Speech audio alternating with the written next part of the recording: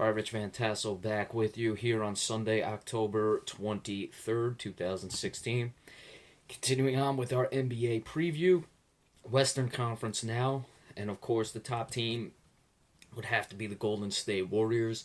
The big addition of Kevin Durant. I'd have this team right around 65 games. I know they won 73 last year, and you add a Durant.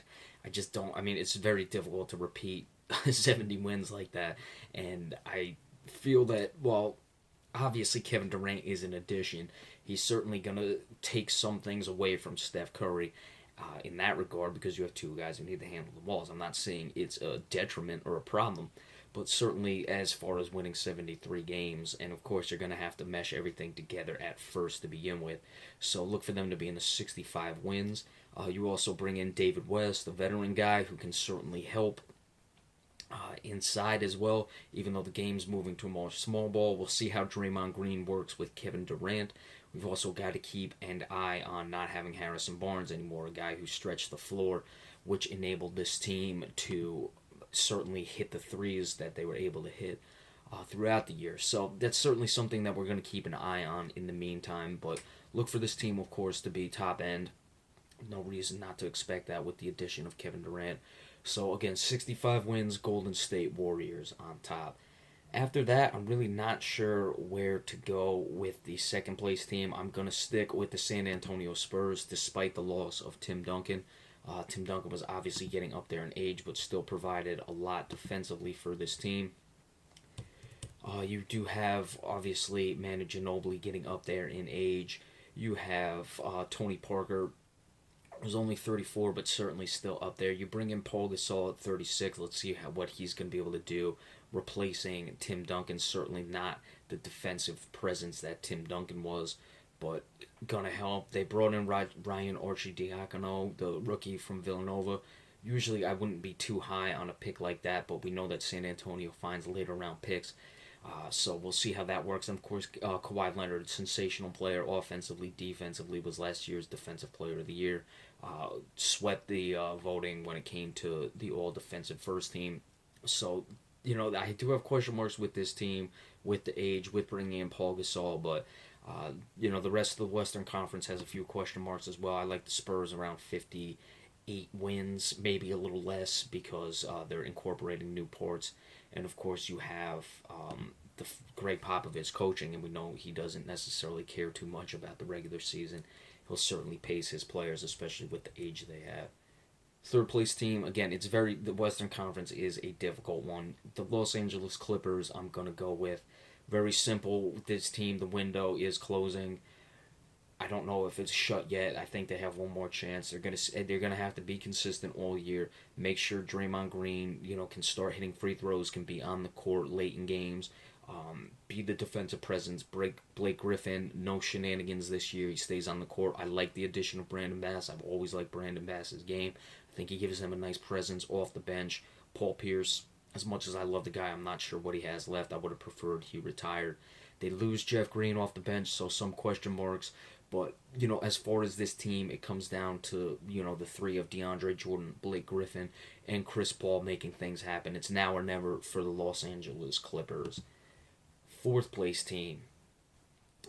Team I think is on the rise and could make some hay this season as well. That's the Portland Trailblazers. I have the Clippers around 55 wins. Portland right there behind them. Obviously, when you're talking about the Portland Trailblazers, it starts with Damian Lillard. Sensational point guard. One of the better ones in the league. If he played in a different market, not in the Pacific Northwest, I think you would see more from him. But a guy who put up 25 points last year. A little low in the assists with just 6.8.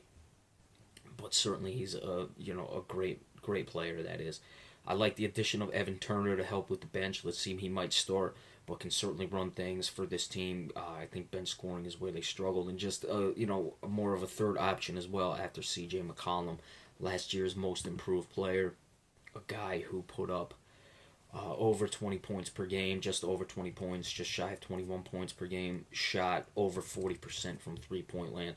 So certainly you have those two. You need more of a third option. Alfred Gamino, I believe, can provide some of that as well.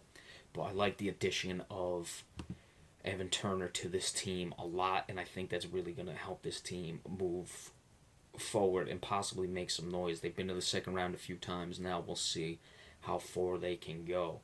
Fifth place team, I'm not sure about this one. I like the way they do things. This is another team that I think may be closing down the window. That's the Memphis Grizzlies. Have them around 50, 52 wins. They brought back Mike Conley. You'll see with the healthy Marc Gasol. The real question with this team is offensive scoring. Now they got Chandler Parsons. He can certainly provide that off the wing. What does a guy like a Vince Carter have left off the bench? We'll have to see. I think he can still provide things. Zach Randolph getting up there in age, going into a contract here. So if things don't go right for the Memphis Grizzlies, you can certainly see them trading Zach Randolph. They do have a Devontae Davis who they picked up, a guy who was, more of a higher prospect, slipped a little in the draft. So certainly, having him there could lead to Zach Randolph being out of there. Mike Conley's good, as we discussed, Marc Gasol, but I don't know where this team is going to be with the potential trades if, their window is shut. But we'll see what they can do. If they can ever get any form of offensive game outside of just running their sets with Gasol and Conley, then they have a chance. So that's something to keep an eye on. Next team, a team I like to rise, maybe even do better than this. Let's see, they haven't been to the playoffs in a long time. That's the Minnesota Timberwolves. I like them around 47 wins. Of course, you have Tom Thibodeau now coaching. You did draft Chris Dunn. You have last year's Rookie of the Year in Karl Anthony Towns and the Rookie of the Year from the previous year in Andrew Wiggins. You have a nice young core there. I would have preferred to see Kevin Garnett there just to, help with things going on as far as playing for Tom Thibodeau, helping with that defense he left. Ricky Rubio is still only 26 years of age. I'd like to see him be able to get these guys involved. There's talent here. You have Zach LaVine. The bench is a little bit of a question mark, of course, but with the starters, with the young talent, and Nikola Pekovic at center can provide some depth. So this team may do better than that, but the playoffs, missed playoff year for the Minnesota Timberwolves would be unacceptable. So they have to figure out a way to make it, and I would be shocked if they didn't find a way to get there this year. Seventh place, right around 45 wins, the Oklahoma City Thunder. Of course, they lost Kevin Durant. A lot's going to be put on Russell Westbrook. Going to be key to see what Victor Oladipo can provide scoring-wise, replacing a guy like Kevin Durant. You're going to have to find the points, a lot of points from other sources. Oladipo has put up 16 points a game. Last season was for a poor Orlando team. He's basically right at 16 points for his career. But again, the Orlando team is not the best, so they're going to have to make sure they can find that. Steven Adams, a guy who I like defensively. I don't know how much they're going to get offensively. Remember, this team was often, Durant and Westbrook offensively and didn't have much else. Now they're really going to have to find that from elsewhere. I like Russell Westbrook that much that he can carry this team into the playoffs, but they very easily could miss. There's a lot of things that could go wrong with this team. Next up, the Houston Rockets, right around 43 wins. Real simple. Dwight Howard's out of there, so all the pressure is now on a guy like a James Harden. They bring in Nene. Let's see if it's more of a team-oriented thing to help. If he's more of a guy who can play off of James Harden instead of having to play with a James Harden in a Dwight Howard. So Harden's going to have to carry the load. They lose, or they didn't lose Parsons. They lost him before that. But Patrick Beverley got to stay healthy at point guard. The point guard is a very big issue for this team. I thought Ty Lawson would have solved it last year. It did not. So that's one of the things to look forward to. Ninth place, right at about 40 wins, may possibly make the playoffs, is the Utah Jazz. Of course, Gordon Hayward, very good player on the rise. He needs to carry this team. I'd like to see him up his point production. It's gone up every year he's been in the league. It may have dipped just a bit last year, but he's got to go above 20 points per game. No, it has. It was only 19.3 to 19.7, but still jumped last year. I'd like to see him go over 20 points per game. Derek Favors a good player. Dante Exum hasn't lived up to expectations, so there's a lot of younger players that need to step up. But it's going to be a lot of Gordon Hayward. Now they have George Hill to run the point on that team, bring in some veteran point presence that should help.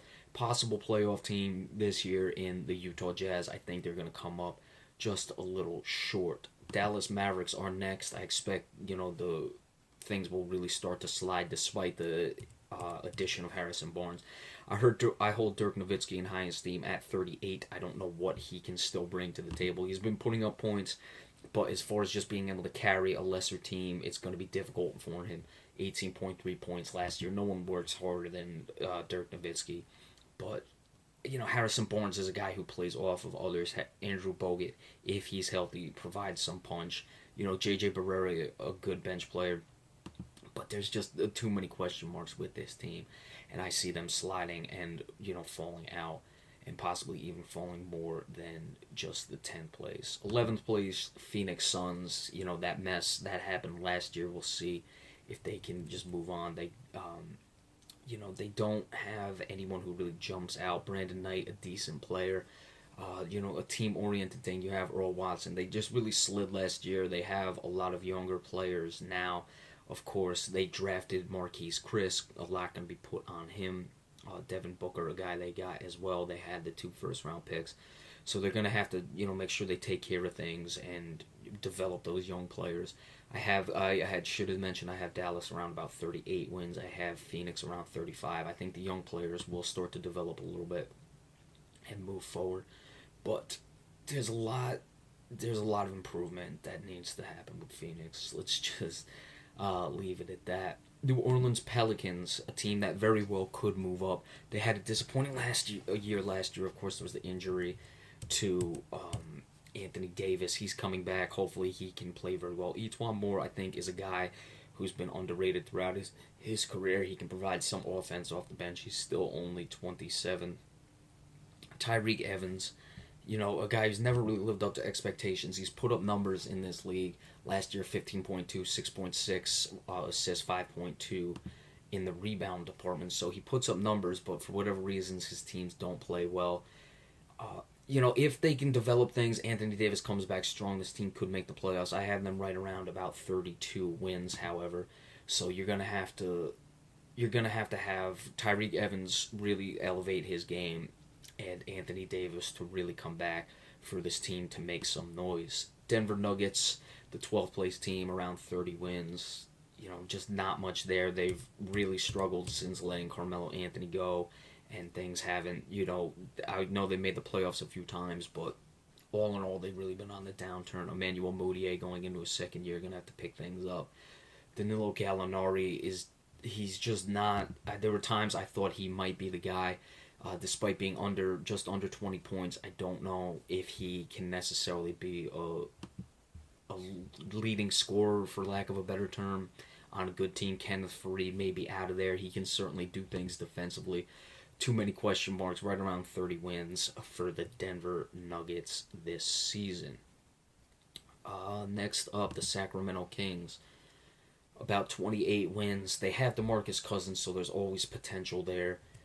Rudy Gay, a scorer, but doesn't provide much as far as the leadership department. A lot of question marks. I don't know if DeMarcus Cousins will be traded. You bring in some veteran leadership with Aaron Aflalo, but we'll have to see how it goes with DeMarcus Cousins this year. What is he going to bring if he's healthy the whole year if they trade him? Right around about 28 wins for the Sacramento Kings this season.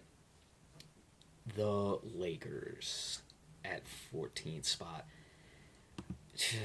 I don't know. There's a lot of question marks on this team. They're going to look to develop Brandon Ingram a lot. They brought in Jose Calderon to run the point.